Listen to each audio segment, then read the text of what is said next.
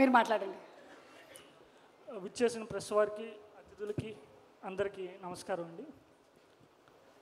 Committee కుర్రోళ్ళు అసలు ఈ జర్నీతో మా డైరెక్టర్ గారితో మేము అసోసియేట్ అయింది 2020 జూన్.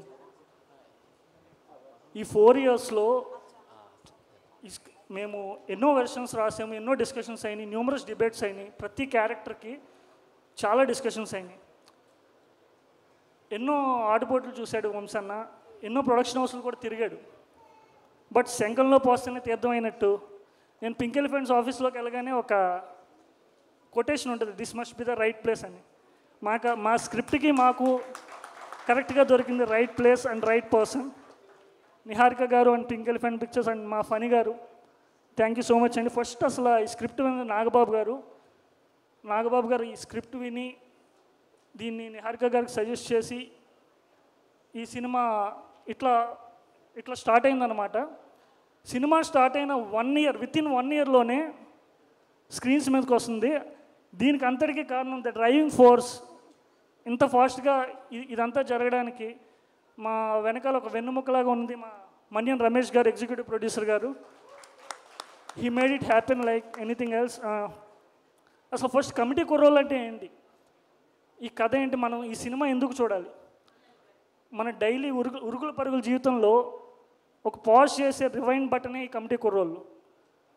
మన ఈ 60 ఇయర్స్ ఆఫ్ లైఫ్లో, మనం బతికే 60 ఇయర్స్ లైఫ్లో చాలా హ్యాపీ మూమెంట్స్ ఉంటాయి. అంటే మనం హృదయంగా భావించే ఎమోషన్స్ కొన్ని ఉంటాయి, అది బాధ కానీ ఆనందం కానీ కొన్ని ఉంటాయి. అలాంటి మూమెంట్స్ అన్నిటినీ ఒక కలెక్షన్ ఆఫ్ ఆల్బమ్ లాగా మీకు మళ్ళీ రీఎక్స్పీరియన్స్ చేసేది ఈ మూవీ.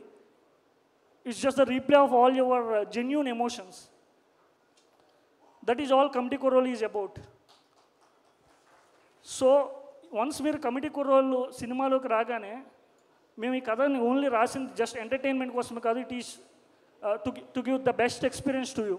మీరు ఎక్స్పీరియన్స్ని ఫీల్ అవుతారు. పగలబడి నవ్వడమే కాదు, కన్నీళ్ళు రావడమే కాదు, మీరు వెళ్ళేటప్పటికి మీ ఫేస్లో ఒక వార్మ్ స్మైల్ ఉంటుంది, ఏదో తెలియని సంతోషం, ఒక ఆనందం ఉంటుంది. అదే మా టీం అందరూ అచీవ్ చేసిన పెద్ద దానిగా నేను ఫీల్ అవుతాను. అండ్ ఫైనల్గా ఒక మాట చెప్తాను.